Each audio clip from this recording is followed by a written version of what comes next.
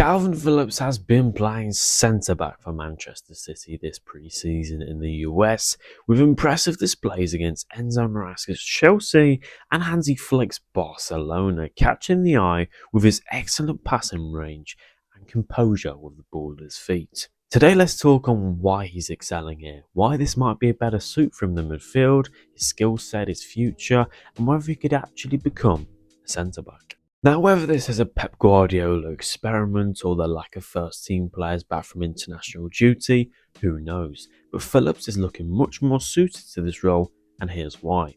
Right now, Kalvin Phillips doesn't have the sharpness, the quick feet, and overall the awareness to play as a six for Manchester City, as his quality supports a role where he has more time on the ball, less pressure, and the whole team in front of him in his vision, rather than the constant 360 vision that Rodri fulfills this role to perfection with. Phillips simply just can't do that. He gets caught out on the ball and doesn't have the pace or urgency to recover, leaving him helpless numerous times. But as a centre-back, we see him with more time on the ball playing out from the back. He has access to every player on the pitch, meaning he can pick a pass out, show off his passing range and accuracy with longer passes off the ground, and line-breaking passes too, straight to Erling Haaland, potentially a tool Pep could use to access his front men more efficiently. Phillips played a slightly similar role under Marcelo Bielsa at Leeds. He would drop into a three with the centre-backs on midfield and be allowed to step out more with the ball, allowing him to see the pitch, the movement, the shape, and pick his passes from there. Against Chelsea and Columbus, Phillips was seen with a calm, slow, but tidy manoeuvre that exemplified the look of somebody that's very comfortable in that role and been playing there for years. Many would oppose to this and simply just put this down to the fact that it's pre-season and the fact that City dominate with the ball. Now, although City did have just over 40% possession against Chelsea, when off the ball, if Phillips continues to reinvent himself in the back line, his overall awareness and work rate to get back will need to improve. As in the last year or so at West Ham and Manchester City, he's shown a huge lack of mobility, work rate and recovery pace when making a mistake or chasing an opposing player, else his team or himself were going to be exposed. What Kalvin Phillips needs and suits is an ideal role that allows him to broadcast his passing ability, his confidence with the ball, a role that can cover him if he misplaces a pass or gets caught out of the ball, and a role that doesn't throw him so much responsibility to carry the team on and off the ball, because Rodri is a special player and they can do this for Pep, not Phillips. What is this ideal role? The centre or right of a back 3/5 lightens the mind massively, and a half-back-like role where he can influence the game from deep.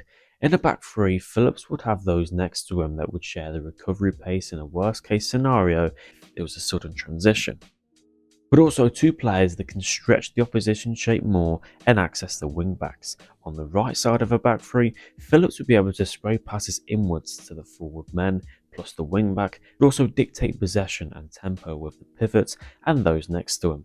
In the middle of a back three, he'll be able to access and share a picture of everybody mostly in frame, granting him the image of how the game's moving, what the opposition are trying to do off the ball. But this also gives him the option of a longwards pass to a wide player from both flanks, giving his passing expertise the freedom to flourish and shine bright once again. Now, touching on his future at City, you can look at it in two ways. One way is he's not good enough to play defensive midfield, a position they need cover for if Rodri suffers injury or suspension, and at centre-back they're ultimately stacked with world-class players. So what's the use in keeping around a player on such high wages and potentially blocking academy graduate paths such as Nico O'Reilly? Or, on the other hand, it's a long hard season, where City play numerous games in numerous competitions. His services and now potential versatility he offers at centre-back and Kyle Walker's role at right-back could be handy for tactical affairs and rotation.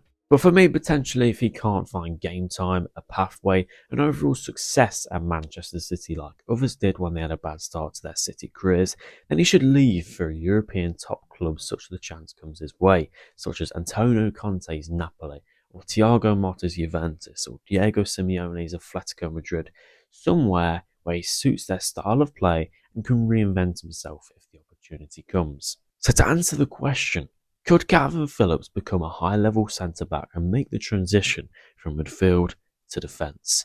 Yes. Yes, he can. If you enjoyed this video, make sure to smash a like and subscribe to this channel. Check out other videos if you're interested in this type of content, and I'll see you guys next time.